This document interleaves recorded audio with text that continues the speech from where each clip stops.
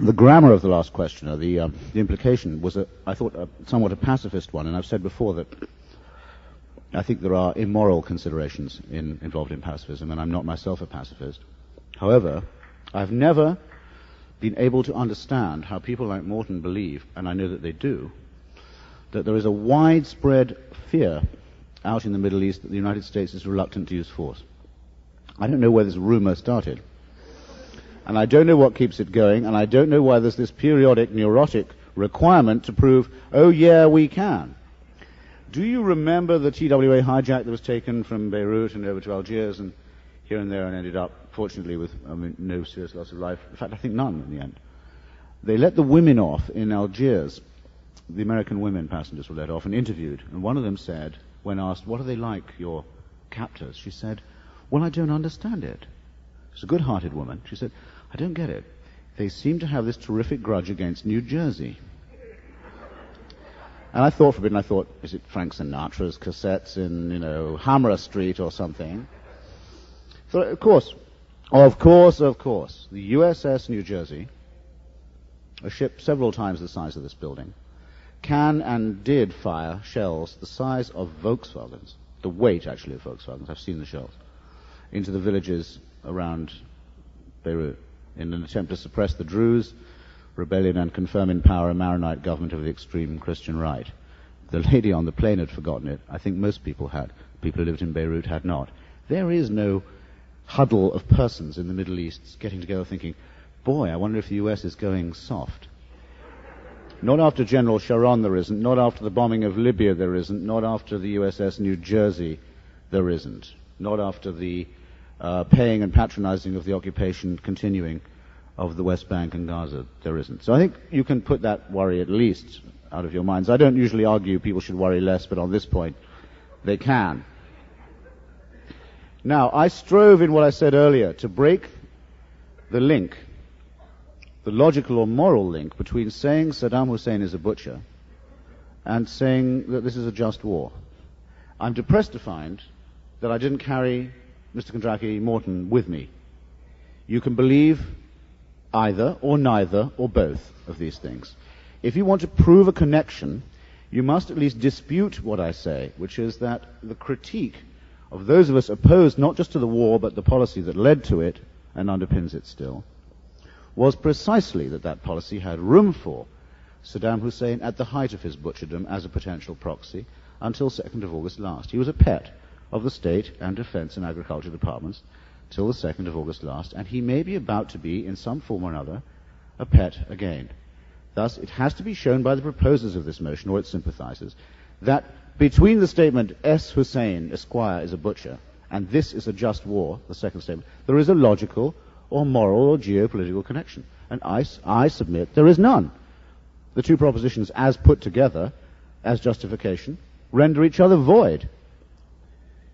Obviously it's true, and it's becoming clearer every day, that the Saudi Arabian patrons of this policy and paymasters of it would agree to a Sunni Muslim dictatorship in Baghdad 5 times as brutal as Hussein's on condition that it was 1.5 times as pliable to Saudi and American interests. Isn't that clear to anyone who takes an interest in the matter? Obviously it is. Is that a cause good enough to kill upwards of 150,000 Iraqis if you add them all together and leave out the famine and pestilence? I would say not. I rest my case there. Well, you eliminate one point about what happened on August 2nd. Now, what happened on August 2nd was that this butcher invaded another country again for a second time and demonstrated that he was willing to carry out his butchery across international borders. Now, we do not go around, the international system is not sufficiently mature that we go around preventing going into countries to prevent dictators from butchering their own people. Sometimes we do, but often we don't, and the rules don't allow that to happen. Now, he was going to spread that system around to other places in the region, and that's why we did what we did. I'm not saying that we did it in the first instance to block him from engaging in butchery within his borders. Clearly, we did not. We much to our disgrace, we had all too little to say about it before August 2nd. But that's the connection. He was going to spread it around and do it to other people. Well, it'll come up again, so I'll reserve my... Okay, next question. I'll field this to both of you, but I'm particularly interested in Mr. Kondracke's answer.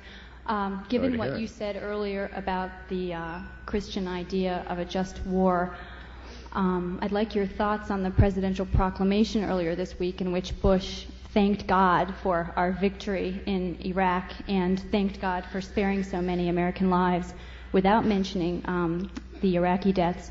And I wonder if you think that that is an attitude that Christians should take towards this war. And I'm asking you because you did express an opinion about Christian pacifism, so I assume you have an opinion on this. I think that that any moral evaluation of this war should say that we killed too many people. We killed too many Iraqi soldiers. We killed too many of the wrong Iraqi soldiers. We should have killed more Republican guards. And which is the consequence? If we were going to save the Shiites and the Kurds, instead of bombing all these scudsy draftees, I take that back. Instead of killing all these innocent draftees down in Kuwait, what we should have done is to have killed more of Saddam Hussein's hired killers, the ones who are shooting little children in the forehead in Basra and elsewhere, and in Kirkuk. Those guys are Saddam Hussein's henchmen. Now, if I were Bush, I would have said, and I would have meant, because if he'd said it, he probably wouldn't have meant it, that we mourn the loss of Iraqi lives, and I do. But upon whom is the responsibility? I think it's partly on us. It certainly is. But we didn't start this war. Well, I've never been able to summon enough Christian humility to believe that there's a supreme being who made me and watches over me with particular care. So I'm disqualified from the first half of the question. I attribute my presence here to the laws of biology, and I think it would be very unfair on any known God to attribute my presence here to anything else. So I have no invisible means of supporting this argument, but I can tell you why they massacred the draftees and not the Republican Guard. It's for the reason I gave you.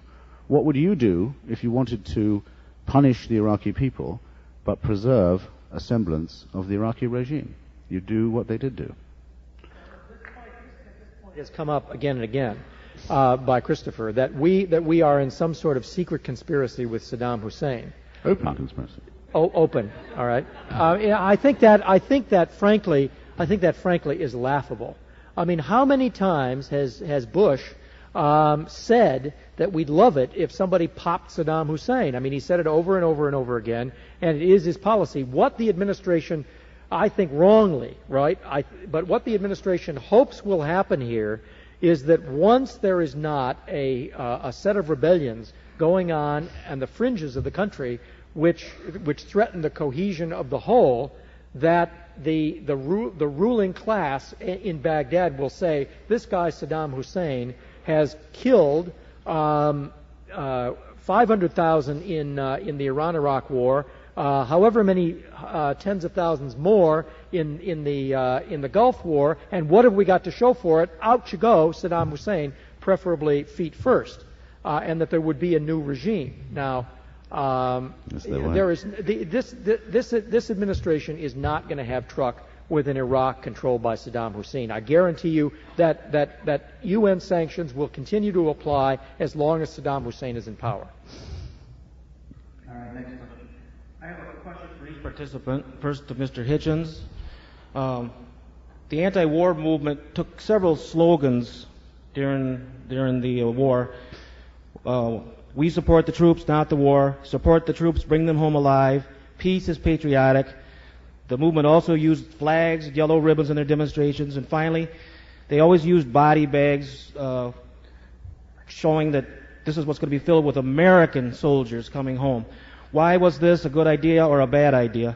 And my second question to Mr. Kondracke, since you put so much credence in the UN as a neutral body of world peacemaker, especially